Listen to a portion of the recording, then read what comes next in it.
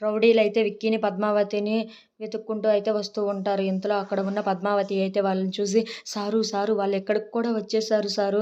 మనం ఇక్కడి నుండి ఎక్కడికైనా వెళ్ళిపోదాం సారు అని చెప్పేసి అయితే అంటూ ఉంటుంది. ఆ మాటలకి అక్కడ ఉన్న విక్కీ అయితే ఏం చెయ్యాలో ఆలోచిస్తూ ఉంటాడు. ఇంతలో అక్కడ ఉన్న పద్మావతి మాత్రం, సారు పదండి సారు మనిద్దరం కలిసి ఎక్కడికైనా వెళ్ళిపోదాం అని చెప్పేసి అయితే అంటూ ఉంటుంది. ఆ మాటలకి అక్కడ ఉన్న విక్కీ అయితే, లేదు మనిద్దరం కాదు, నువ్వు ఒక్కదానివే వెళ్ళాల్సి ఉంటుంది. నేను వాళ్ళకి దొరికిపోవాల్సి ఉంటుంది. లేదంటే ఇద్దరమే కోల్పోతామని చెప్పేసి అయితే అంటూ ఉంటాడు. ఆ మాటలకి అక్కడ ఉన్న పద్మావతి అయితే, అదేంటి సారు అలా అంటున్నారు? మీ ప్రేమ నాకు ఇప్పటికి దక్కింది. ఇప్పుడు మీ ప్రేమ నాకు దక్కకపోతే నేను బ్రతికి ఉండి వేస్ట్ సారు.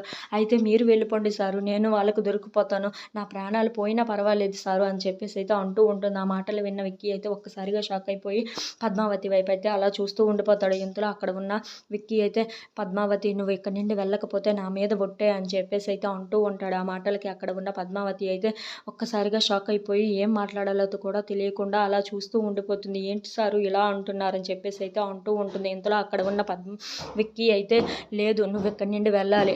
నేను మాత్రమే ఇక్కడి నుండి వెళ్తున్నాను. నా ప్రాణం అన్నీ నీతోనే ఉంటాయి పద్మావతి అని చెప్పేసి అయితే అంటూ ఉంటాడు. అలా బాధపడుకుంటూ అయితే వాళ్ళిద్దరూ మాట్లాడుకుంటూ ఉంటారు.